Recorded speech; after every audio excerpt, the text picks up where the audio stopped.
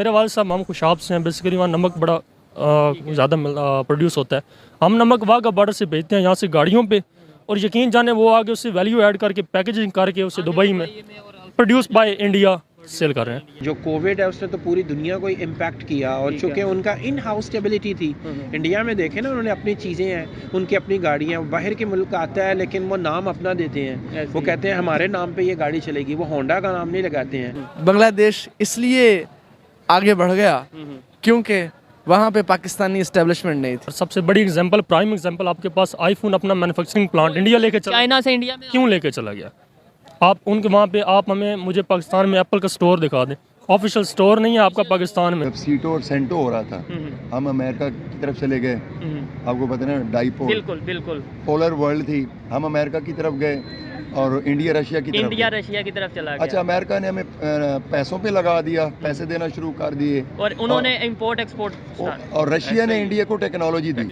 वो उनका खाली आप जो उनका होंडा बाइक वाले जो भी कंपनी है उसके साथ आप मुकाबले ही नहीं कर सकते। दुबई में सारा बाइक उनका चल रहा है ना। वो मेरे दोस्त यहाँ पे बैठे हुए हैं, वो ना साग लेके आए हुए हैं। तो साग अगर आपने भी खाना है तो आपको खिलाता हूँ। ये आपकी बातें बिल्कुल ठीक हैं, लेकिन इंडिया से कंपैरिजन इसलिए नहीं बनता है कि इंडिया, पाकिस्तान के कितने सूबे? 4। उनकी रियासतें कितनी हैं? ठीक है तो यार ये चीज़ें मैटर करती हैं। जब अस्सलाम वालेकुम, नमस्ते, सत श्री अकाल। मैं हूं सुहेब चौधरी और आप देख रहे हैं मेरा और आपका YouTube channel real entertainment TV. आज मैं जिस टॉपिक पर वीडियो रिकॉर्ड करने जा रहा हूं वो टॉपिक ये है कि गौतम अडानी, जो कि एशिया के रिचेस्ट पर्सन हैं और दुनिया के दूसरे तीसरे नंबर पर रिचेस्ट पर्सन रह चुके हैं, इंडिया से बिलोंग करते हैं। उन्होंने ये कहा है कि 2030 में इंडिया दुनिया का तीसरा इकॉनमी के लिहाज से पावरफुल कंट्री बन जाएगा। 2050 में दुनिया का दूसरा बड़ा कंट्री बन जाएगा इकॉनमी के लिहाज से। इसी वाले से पाकिस्तान की पब्लिक से बात करेंगे, पाकिस्तान की यूथ से बात करेंगे कि क्या वजह है, पाकिस्तान की इकॉनमी क्यों नहीं ग्रो कर पा रही, और अगर इंडिया की इकॉनमी ग्रो कर रही है तो उसके पीछे क्या रीज़न है। जो मेरी पर्सनल ओपिनियन है वो मैं आपको बताऊंगा वीडियो के लास्ट में। चलते हैं वीडियो की तरफ और मिलते हैं वीडियो के बाद। अस्सलाम वालेकुम। वालेकुम अस्सलाम। आपका नाम? शराजुल हसन। शराजुल हसन। क्या कर? मैं BBA किया मैंने पंजाब यूनिवर्सिटी से। BBA किया पंजाब यूनिवर्सिटी से। जिस टॉपिक पे वीडियो रिकॉर्ड करने जा रहा हूँ वो भी थोड़ा बहुत आपकी डिग्री से रिलेटेड है। मुझे ये बताएं, इंडिया के एक बिजनेसमैन हैं, एशिया के अमीर तरीन गौतम अडानी, उनकी ये स्टेटमेंट आई है कि 2030 में इंडिया दुनिया की तीसरी बड़ी इकॉनमी बन जाएगा। पहले तो ये बताएं, आपको क्या लगता है, क्या ये पॉसिबल है? जी ज़रूर पॉसिबल है, बिल्कुल। ठीक है, कैसे पॉसिबल है? और दूसरे नंबर पे पाकिस्तान की अगर इकॉनमी की बात की जाए, हम क्यों नहीं ग्रो कर रहे? ये नहीं कहते कि दुनिया की तीसरी हम भी बन जाएं या 5वीं बन जाए, कम से कम ग्रो तो करें एटलीस्ट। क्यों नहीं ग्रो कर पा? सबसे बड़ा मेन रीज़न ये है कि आप देख लें, इंडिया जो इकॉनमी को अपनी जितना डिजिटलाइज कर रहा है ना, इस वक्त कोई मतलब हम बिल्कुल भी नहीं कर रहे, हम उनके आस पास भी नहीं है। सबसे बड़ा रीज़न आप पेपाल पाकिस्तान में क्यों नहीं आ रहा, ठीक है, क्योंकि आप डिजिटलाइजेशन से उसकी तरफ जा नहीं रहे। और इंडिया अपनी तमाम करेंसी, सारा सिस्टम, उनके इतने प्लेटफॉर्म्स आ चुके हैं। हमारे पास तो भी इजी पैसा जैस कैश सिर्फ है ना, लेकिन उनके पास इतने एक हम आपने पेपाल की बात की है, अमेज़न आया था जो कि एक नॉर्मल सी वो है, लेकिन उसमें पेमेंट वाली कोई ऐसी चीज़ वापस चला गया है। अमेज़न भी वापस चला गया वापस, बिल्कुल। क्या समझते हैं, क्या खामियां पाकिस्तान में और क्या बेहतरी है ऐसी इंडिया की पॉलिसीज़ में कि वो ग्रो कर रहे हैं? एक 5वें नंबर पे आना बहुत बड़ी बात है, और अब उनका ये स्टेटमेंट है, यानी 2030 जो कि ज़्यादा दूर नहीं है। उसमें ना पॉलिसी का जो तसलसल है ना, वो बड़ा इंपॉर्टेंट है। आप देख लें, आपकी सबसे पहली ऑटो पॉलिसी आई 16 में, ठीक है, 18 में इनकी गवर्नमेंट आई, इन्होंने उसे बंद कर दिया। पहली ऑटो पॉलिसी, पहली बात, अब 70 साल बाद लेके आए हो, 16 में आई है 2016 में, 18 में इन्होंने उसे रोक दिया, नहीं लेके आए। ये अब आए हैं, इन्होंने चेंज कर दिया। ऑटो मैन्युफैक्चरर को पता ही नहीं है क्या हो रहा है, ठीक है। उनका ये है कि उन्होंने चाहे जो भी हुआ है ना, अपनी पॉलिसी में तसलसल रखा है, चाहे जैसे भी रखा है, और अपनी इकॉनमी को इतना वो डिजिटलाइज कर चुके हैं, यानी कि उनका अब पेमेंट, अब कौन सा ऐसा काम है जो उनका ऑनलाइन नहीं होता। दिल्ली में आप खुद देख लें, उनको सारा काम उन्होंने डिजिटल कर दिया, यानी कि आपको कोई काम ऐसा नहीं है कि आपको किसी ऑफिस जाना पड़े, ठीक है। और सबसे बड़ी, आप डॉक्यूमेंटेड इकॉनमी ना हो ना, तो आपका मतलब आपको कुछ भी नहीं हो सकता। अच्छा, कुछ लोग अभी जिनको इतनी ज़्यादा नॉलेज नहीं है, या फिर शायद अभी वो मॉडर्न जो दुनिया चल रही है उसकी तरफ जा नहीं रहे, वो ये कहते हैं इंडिया बहुत बड़ी मार्केट है, इस वजह से ग्रो कर रही है। लेकिन मेरी अब सोच में ये है, सोच बदल रही है कि इंडिया मार्केट से बड़ा, इंडिया प्रोड्यूसर बहुत बड़ा है, इंडिया तो लोगों को एक्सपोर्ट कर रहा है। सर सबसे बड़ी एग्जाम्पल, प्राइम एग्जाम्पल, आपके पास आईफोन अपना मैन्युफैक्चरिंग प्लांट इंडिया लेके चला, चाइना से इंडिया में क्यों लेके चला गया? आप उनके वहाँ पे मुझे पाकिस्तान में एप्पल का स्टोर दिखा दें। ऑफिशियल स्टोर नहीं है आपका पाकिस्तान में। पूरे 22 करोड़ 24 करोड़ मुल्क है, और उनके पास किस चीज़ का ऑफिस नहीं है। फेसबुक वहाँ बैठा है हैदराबाद में, लखनऊ में, अमेजोन बैठा है अपना हेड ऑफिस बना के, ठीक है, पेपाल बैठा है, सब तमाम कंपनी जितने यूनिकॉर्न है ना अमेरिकन सारे उधर बैठे हैं। क्यों बैठे हैं? पॉलिसी। उन्हें बिलीव है कि यार गवर्नमेंट जो भी आएगी ना हमें इन्होंने तंग नहीं करना, हमें डिस्टर्ब नहीं करेंगे। और यहाँ पे अगर कोई इन्वेस्टर आना चाहता है वो सोचता है कि यार हमने बात किससे करनी है, हम मतलब ये है कि अगर हमने यहाँ पे इंडस्ट्री लगानी है, इनकी इस्टेब्लिशमेंट से बात करें, इनकी गवर्नमेंट से बात करें या किसी और से बात यहाँ पे तो IMF वाले परेशान है, किससे बात करें? ठीक से हमने पैसे लेने हैं वो परेशान है। इन्वेस्टर क्या परेशान होगा? IMF वाले खुद परेशान है कि हमने पैसे लेने किससे हैं और देने किसे हैं। ये बड़ी गहरी बात है और थोड़ा बहुत जो नॉलेज रखते हैं वो इस बात को जानेंगे। ये बताएं कि कुछ लोगों का ये ब्लेम है यार आप क्यों इंडिया के साथ कंपेयर करते हो इकॉनमी। मैं ये नहीं कहता इकॉनमी कंपेयर करें, ठीक है, अभी फिलहाल हमें करनी भी नहीं चाहिए इकॉनमी कंपेयर, लेकिन कुछ लोगों का ये कहना है जी उसकी आबादी बहुत ज़्यादा है, दुनिया का दूसरा बड़ा कंट्री है, इसलिए उसमें ये है वो है। ऐसे तो फिर अगर दूसरे कंट्रीज़ की बात कीजिए, बहुत से ऐसे कंट्रीज़ हैं जो पाकिस्तान से कई गुना आगे हैं और उनकी आबादी पाकिस्तान से कम है। ये अगर आप एथलीट्स में, रनर्स में आप जब कंपेयर करने लगोगे आप यूसेन बोल्ट के साथ करोगे।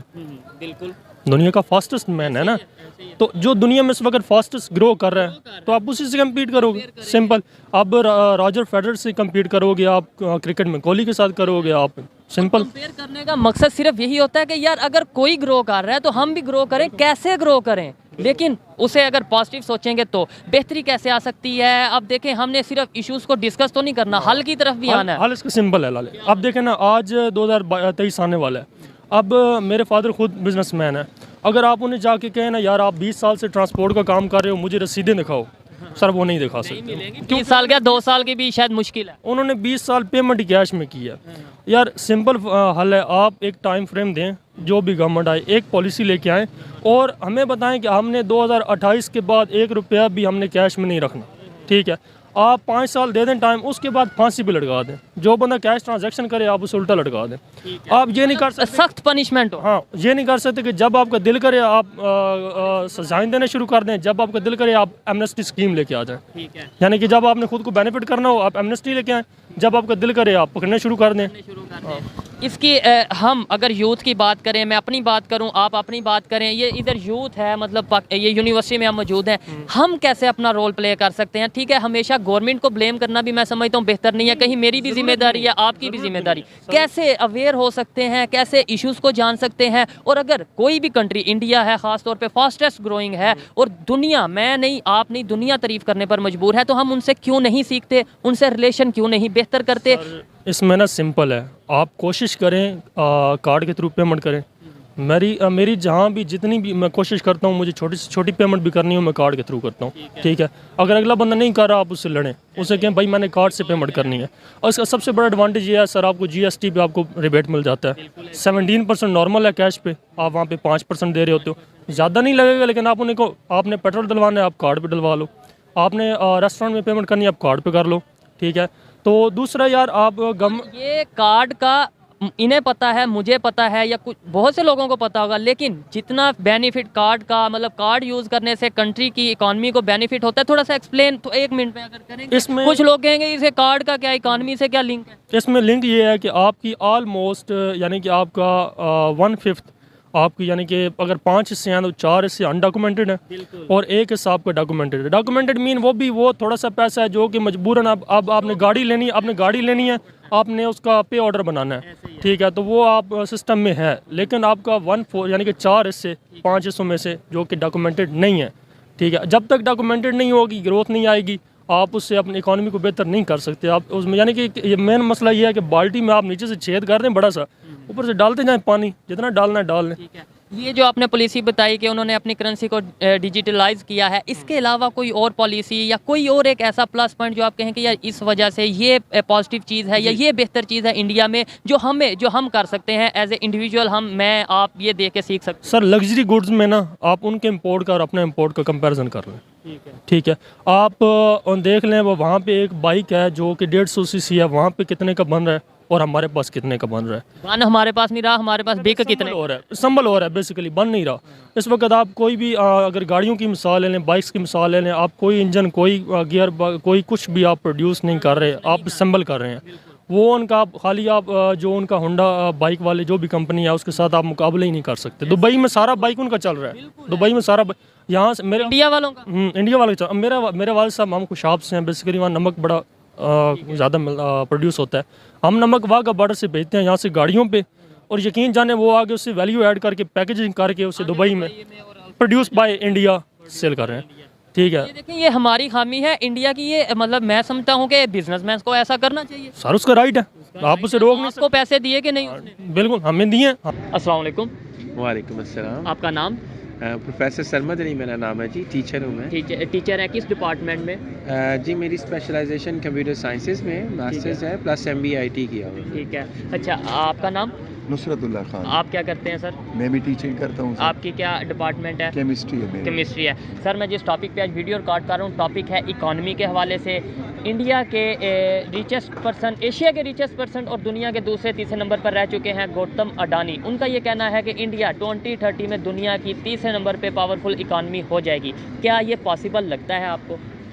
जी I think so, in my opinion ये बिल्कुल पॉसिबल हो सकता है, क्योंकि उनके जो कुछ लॉज और कुछ इन्होंने IT स्पेशलिस्ट पे रिस्ट्रिक्शंस वगैरह लगाई हैं। जैसे उन्होंने वहाँ पे अपना एक सिटी बनाया IT का, बिल्कुल। स्पेशली IT इस वक्त टॉप पे जा रही ठीक है। है। मैं खुद भी चूँकि थोड़ा सा इससे कंसर्न हूँ। IT के अलावा So- उनकी जो ऑटो इंडस्ट्री है वो जी भी बहुत बूम कर रही है। और बिल्कुल। देखें जैसे टाटा वालों ने एक वो निकाली थी, एक कार निकाली थी जिसकी प्राइस उन्होंने बहुत कम ठीक प्राइस है। में उसको लॉन्च टाटा किया नैनो था, I think उनका। नैनो, यस बिल्कुल। यस। तो अब देखें हमारे पाकिस्तान में इस तरह की तो इकोनॉमिकल स्टेबिलिटी है ही नहीं, बल्कि ठीक है। आजकल तो आप ये सवाल करके थोड़ा सा फनी कर रहे हैं नहीं, कि funny आजकल की देखें। जो हमारी situation, I mean to say the नहीं, उसकी अनस्टेबिलिटी वजह- of economic situation I am ठीक टॉकिंग है। अबाउट नहीं, regarding to the political aspects ठीक है। And regarding to the import and export barriers and everything. मतलब आप देखें अब तो आम बंदे के लिए वो सर्वाइवल ही डिफिकल्ट हो गया। तो what you are saying about economical situation, ठीक यानी कि मैं चूँकि इस फील्ड में भी हूँ तो बहुत ही डाउनफॉल है। तो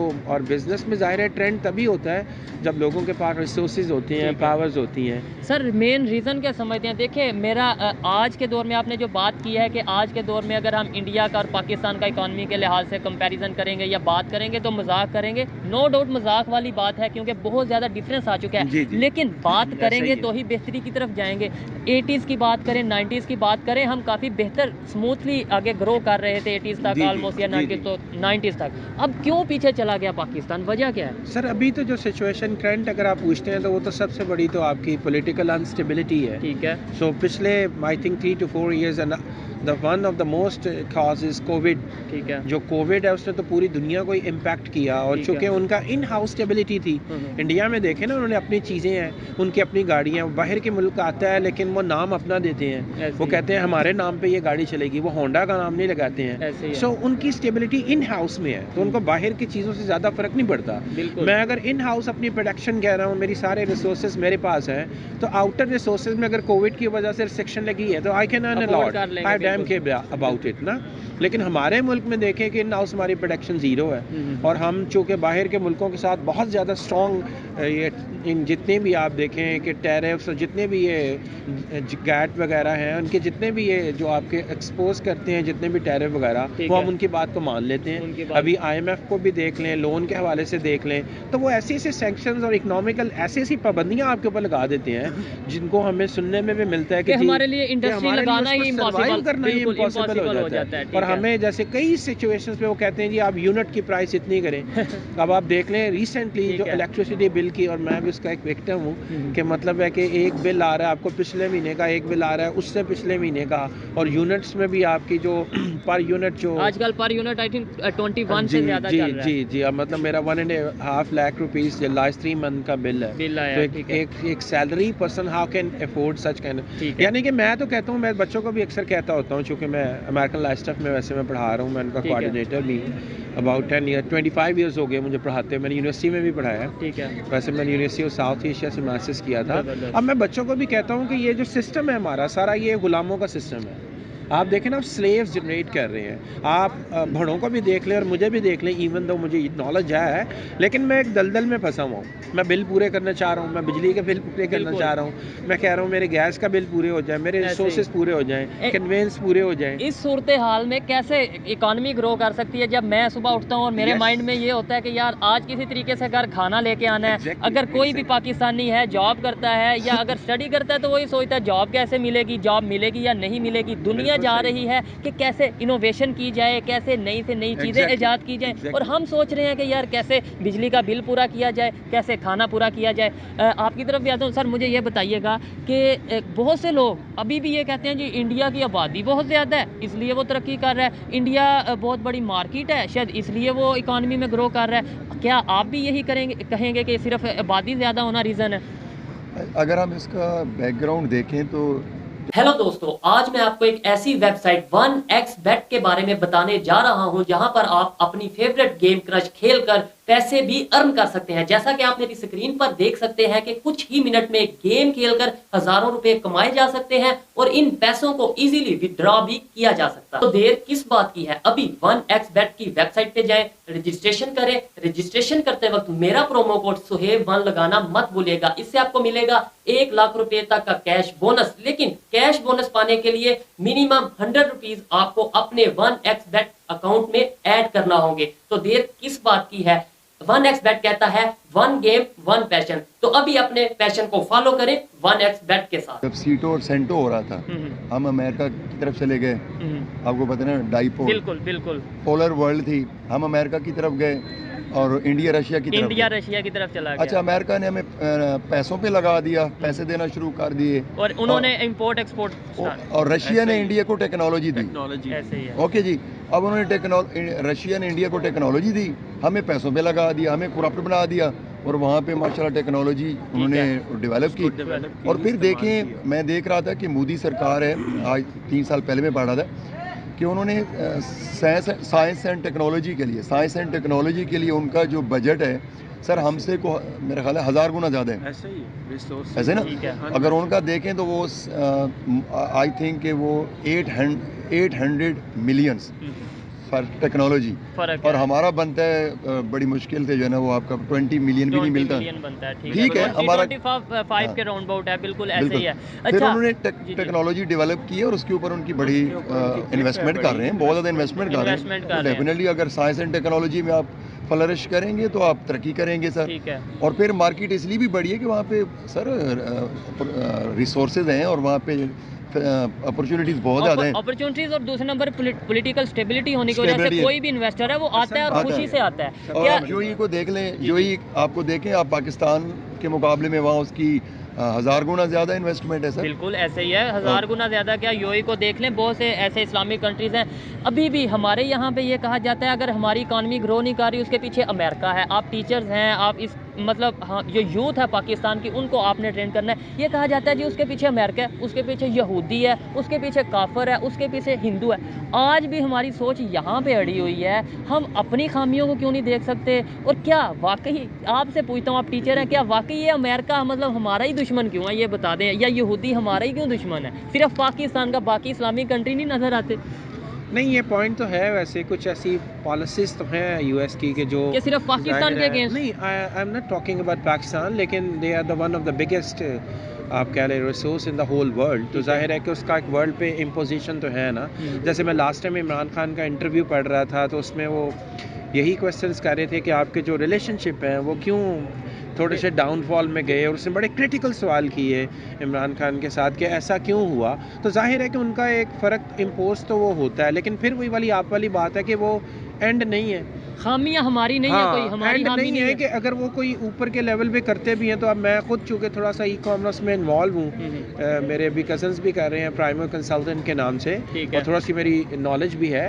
तो कुछ लोग अगर कह रहे हैं कि अमेरिका हमें सैबोटेज करता है, तो मैं ये भी देखता हूँ कि वो हमें फीडिंग भी दे रहा है। अगर आप ई कॉमर्स में देखें, इंटरनेट पे गूगल करके देखें, तो यहाँ thousand and thousands of youngsters हैं which are earning from e commerce, और वो यूएस से, कनाडा से, इंग्लैंड से, स्पेशल अमेज़ॉन का आजकल बहुत चला हुआ है। तो ये एक प्लेटफॉर्म है और हुकूमत को चाहिए कि वही वाली बात है कि हमें बैकअप नहीं मिलता ना, बैकअप नहीं मिलता। अब इस चीज़ को अगर इम्प्रूव किया जाए, और आजकल जो कंक्लूजन है ना मेरा वो ये है कि चूँकि मैं ख़ुद भी एक जॉब करता रहा हूँ, मेरे फादर भी प्रोफेसर थे, तो मैं एकेडमिक सिचुएशंस को बड़ा क्लोजली देखता हूँ। तो जैसे बेटे को भी मैंने अब UMT में रिसेंटली एडमिशन करवाया है। इस वक्त का जो दौर है ना, वो दौर है कि हम इस गुलामी वाली ज़िंदगी से निकल के ना स्किल की तरफ आए। गुलामी वाली, बिल्कुल बिल्कुल, ये वक्त की ज़रूरत है। और पाकिस्तान को अगर बेहतर करना है तो वो हमें चाहिए है कि हम इसे अपना बेहतरी की तरफ लेकर आएँ। मुझे सर आपसे क्वेश्चन करूँगा, आप पहले अपना नाम बता दें। और शाहिद नईम। आप भी टीचर हैं? मैं भी टीचिंग से। ठीक है, आपका क्या डिपार्टमेंट है? मेरा उर्दू डिपार्टमेंट। उर्दू डिपार्टमेंट है। सर मुझे ये बताएं कि कैसे यूथ को अवेयर किया जाएगा, असल इश्यूज़ की तरफ लेकर आएंगे, कैसे इकॉनमी को बेहतर करेंगे, कैसे हम मतलब इन इशू से निकलेंगे कि गुर्बत हमारा इशू है या डॉलर का महंगा होना हमारा इशू है, इन इशू से निकल के हम टेक्नोलॉजी की तरफ कैसे आ सकते हैं? टेक्नोलॉजी की तरफ इसका एक ही सोल्यूशन है कि हम अपने इदारों में ये चीज़ें जो है वो इंट्रोड्यूस करवाएं। वो इकबाल ने कहा था कि उस कौम की किस्मत में लिखी है तबाही जिस कौम के मकतब की फ़िज़ा ठीक नहीं है। तो बात यह है कि हमें अपने इदारों को स्टेबल करना है, अपने इदारों में ये चीज़, क्योंकि स्टार्ट ही वहाँ से होता है। यूथ बनेगी तो वो इदारों से बनेगी। जब इदारों में इस चीज़ के ऊपर जो है वो किसी किस्म की तरबियत नहीं दी जाती, वहाँ पे स्किल नहीं दी जाती, स्किल वहाँ से डेवलप होगी तो आगे जो है वो हमारी यूथ के अंदर आएगी, हमारे मुआशरे के अंदर आएगी। इस तरह जो है वो, और इस तरह उनके जहनों से ये गुलामी की जो ज़िंदगी है उसकी जंजीरें वो टूटेंगी। अगर ये नहीं हो सकेगा, इदारे अपना इसमें रोल अदा नहीं करें, बल्कि वो सिर्फ इसको बिजनेस पॉइंट ऑफ व्यू से देख रहे हैं और सिर्फ अपना बिजनेस जो है वो रन करने की कोशिश कर रहे हैं कि किसी तरह ये ग्रो कर जाए, कभी भी इस तरह की बेहतरी की तरफ नहीं जा सकते, तरफ नहीं लेके जा। ठीक है, मुझे लास्ट में बस ये बता दें, काफ़ी आपका टाइम है, लास्ट में बस ये बता दें कि हमें अगर इंडिया ग्रो कर रहा है, हमारा हमसाया है, नेबर कंट्री है, हमें उसकी पॉलिसीज़ जो बेहतर पॉलिसियों से अडॉप्ट करने की ज़रूरत है, या फिर आज भी हम वही सोच रखें कि जी वो तो हमारा दुश्मन है, वो तो जी हिंदू हैं, हम उनकी पॉलिसीज़ को नहीं, या फिर अगर दुनिया के साथ चलना है तो जो बेहतर चीज़ है उसे अडॉप्ट करें? बड़ी अच्छी बात आपने की है। आपको जो अच्छी पॉलिसी है उनको अडॉप्ट करना चाहिए। इंडिया की नहीं, आप चाइना की कर लें, आप जो भी कंट्री ग्रो कर रहा है। और अपनी एजुकेशन में हम रिफॉर्म्स लाएं, इसमें टेक्निकल जो एजुकेशन है ना हमारी, रिसर्च बेस्ड, हाँ रिसर्च बेस्ड, और इस पे हम तवज्जो दें। और सबसे बड़ा प्रॉब्लम है हमारे मुल्क में जो रिसर्च भी हो रही है ना सर, तो वो हमें पाकिस्तान को इकोनॉमिकली कोई फायदा दे नहीं दे रही। होने वाले मोदी को, ठीक है, तो उसकी वजह यह है कि वो एक ही गवर्नमेंट चल रही है, एक ही गवर्नमेंट की पॉलिसी चल रही है। यहाँ पे आप बताएं, अभी 3 साल गवर्नमेंट चलती है, उतार दिया जाता है। इस गवर्नमेंट 3 साल भी आपने ज्यादा बताया, गवर्नमेंट तो शायद 5 साल भी एक दफा चल चुकी है, 2 दफा चल चुकी है, लेकिन अगर प्राइम मिनिस्टर की बात की जाए तो वो अभी तक कोई ऐसा वही पॉलिसी नहीं चलती ना। अब आप देखें, ये गवर्नमेंट है, इसका भी कोई पता नहीं है। ठीक है, तो मेन जो सबसे बड़ी वजह है इसका, ये जो पढ़ा लिखा हल जो मैं आपको बता रहा हूँ, ये दुनिया इस बात को मानती है कि political stability is interlink with economy. अगर 1980s की बात की जाए, अक्सर अभी यहाँ पर ये कहा जाता है कि जी इंडिया से कंपेयर ना किया जाए, इंडिया की आबादी बहुत ज़्यादा है, पॉपुलेशन बहुत ज़्यादा है, इंडिया की अगर बात करें तो वहाँ पर वो बहुत बड़ी मार्केट है, इसलिए पाकिस्तान को इंडिया से कंपेयर ना किया जाए। ठीक है, अगर 1980s की बात करें, इवन 1990s की भी बात करें, तो काफ़ी हद तक हमारा काफ़ी टक्कर का कंपटीशन था। हमारी GDP की अगर बात करें, ओवरऑल ग्रोथ की बात करें, आगे जा रही थी। ठीक है, भी किसी हद तक दुरुस्त है कि कंपैरिजन बनता नहीं है। अच्छा, अब पाकिस्तान है, शुरू से मेरी बात सुने, पाकिस्तान है 22-23 करोड़ आबादी है, ठीक है, भारत है उसकी 1 अरब 40 करोड़, 7 गुना आपसे ज्यादा मुल्क है, रेवेन्यू में वो आपसे आगे है, तो इसलिए कंपैरिजन बनता नहीं है। एक मुल्क जो आपसे 7 गुना ज्यादा बड़ा है, अब भाई हैं ये 7 गुना मेरे से बड़े होंगे, तो मैं किस तरह कंपैरिजन करूंगा? ये बिल्कुल गलत है। मैं आपकी इस, आप देखें, आपकी अपनी राय है, मैं आपकी इस बात से डिसएग्री इसलिए करता हूँ। पाकिस्तान दुनिया की 5वीं बड़ी आबादी के लिहाज से कंट्री है, 5वीं या 6ठी। पाकिस्तान दुनिया का छठा बड़ा मुल्क है, तो फिर छठे नंबर, अगर आबादी ही डिपेंड करती है किसी कंट्री की ग्रोथ पे, तो फिर तो छठे नंबर पे हमें होना चाहिए। दुनिया का छठा बड़ा मुल्क आबादी के लिहाज से ही है। और सर यही तो मैं बात कर रहा हूँ ना, आपने बोला कि भाई हमारा कंपैरिजन नहीं बनता इंडिया के साथ क्योंकि उनकी आबादी ज्यादा है। इंडिया दुनिया का दूसरा बड़ा मुल्क है, हम छठे नंबर पे हैं। हाँ, फिर छठे नंबर पे तो हमें होना चाहिए, छठे पे नहीं 10वें पे होना चाहिए उसके इकोनॉमी के लिहाज से। वो अगर 5वीं पे है, अगेन पॉलिटिकल स्टेबिलिटी नहीं है तो आपकी इकोनॉमी स्टेबल नहीं है। इस चीज से तो मैं एग्री करता हूँ ना। आपने पहले बोला पॉलिटिकल स्टेबिलिटी होनी चाहिए, इस चीज़ से तो मैं 100%, क्योंकि पॉलिटिकल स्टेबिलिटी होगी तो ही इन्वेस्टर, फॉरेन इन्वेस्टर आएंगे, तो ही सारी इंडस्ट्री चलेगी। लेकिन जो आपने बोला कि कंपैरिजन नहीं बनता, ऐसे तो बड़े ऐसे कंट्री हैं जिनकी आबादी पाकिस्तान से कम है, लेकिन उनकी इकॉनमी की बात करें तो कई गुना ज़्यादा बेहतर है। मैं आपको गिनवा भी सकता हूँ कंट्री, बल्कि आपको मेरे से ज़्यादा पता होगा। आप बात देखिए, मैं आपको बताऊँ, तो फिर इस लिहाज से कंपैरिजन इसलिए करते हैं। सबसे पहली वजह जो मैं आपको बताऊँ, आप चूँकि इस चीज़ में देख भी रहे हैं सारी चीज़ें, सबसे बड़ी वजह यह है कि वो हमारा रिवायती हरीफ है। ठीक है। हम हर चीज़ में उससे कंपैरिजन करते हैं। ठीक है। एक एशियाई ममालिक, दूसरा सकाफती ताल्लुक है हमारा उससे, तीसरा हमारे मैचेस होते हैं हमारे, जब भी होता है तो वो एक हमारा शुरू से, और फिर हम शुरू में 47 में थे भी इकट्ठे, तो जुदा हुए भाई हैं, ठीक तो है। इसलिए वो एक साथ हैं। ठीक है, साथ ये तो हैं। कंपैरिजन बनता है। ये कंपैरिजन बनता है, हमें दूसरी चीज़ों पे भी वैसे कंपैरिजन comparison नहीं बनता। वैसे यानी इकॉनमी में हम कंपैरिजन ना करें, अगर वो उनका एजुकेशन सिस्टम बेहतर है हम उस पे बात ना करें। देखें इकोनॉमी में हम उनसे कंपैरिजन हमें नहीं करना बनता, क्योंकि वो आगे है उसमें, क्योंकि बड़ा मुल्क है, बड़ा मुल्क है, यही तो लॉजिक है ना। मेरी बात को अंडरस्टैंड नहीं कर रहे। दूसरी बात के लिए कंपैरिजन एक और वजह से नहीं बनता कि यहाँ पे पॉलिटिकल स्टेबिलिटी नहीं है, और यहाँ पे कुछ और कुव्वतें हैं जो ज्यादा स्ट्रॉन्ग है, ठीक है। लेकिन वहाँ पे नहीं है। यही मैं बात करना चाह रहा हूँ। ये सेकंड वाली आपकी जो स्टेटमेंट है, इससे मैं एग्री करता हूँ, लेकिन अब आबादी वाली बात करेंगे तो वो मैं उससे एग्री आपकी इसलिए, बात बिल्कुल ठीक है। देखिए, बड़े ऐसे कंट्री हैं, मेरी बात बिल्कुल समझ ठीक रहे हैं कि वो मेरा ना, वो मेरे दोस्त यहाँ पे बैठे हुए हैं, वो ना साग लेके आए हुए हैं, तो साग अगर आपने भी खाना है तो आपको खिलाता हूँ। ये आपकी बातें बिल्कुल ठीक है, लेकिन इंडिया से कंपैरिजन इसलिए नहीं बनता है कि इंडिया, पाकिस्तान के कितने सूबे? 4, ठीक है। उनकी रियासतें कितनी हैं? ठीक है। तो यार ये चीजें मैटर करती हैं। जब लोग ज्यादा होंगे रेवेन्यू ज्यादा होगा। अच्छा। ये आबादी के लिहाज बांग्लादेश से बड़ा कंपैरिजन बनता है आपका? साग बांग्लादेश ठंडा हो रहा है, से- लेकिन ये हाँ। 1 मिनट में बस लूंगा, क्योंकि आपने बात की है, आप अपनी बात पे बिल्कुल हाँ, कायम है। बांग्लादेश से comparison बनता है, बिल्कुल बनता है। उनकी आबादी हमारे से कम है, बिल्कुल बिल्कुल उनका बनता है। अगर करेंसी की बात कीजिए, वैल्यू हमारे से देखें बेहतर है। देखें बांग्लादेश, आपको मैं आखिरी बात करूं, बांग्लादेश इसलिए आगे बढ़ गया क्योंकि वहाँ पे पाकिस्तानी एस्टेब्लिशमेंट नहीं थी। Thank you so much. चलें, ठीक है। अच्छा लगा इनसे बात करके। इन्होंने जो बातें की हैं काफ़ी हद तक मैं उनसे एग्री करता हूं कि पॉलिटिकल स्टेबिलिटी होनी चाहिए, लेकिन आबादी की जो बात है मैं उससे डिसएग्री करता हूं। लेकिन हर एक की अपनी अपनी ओपिनियन है।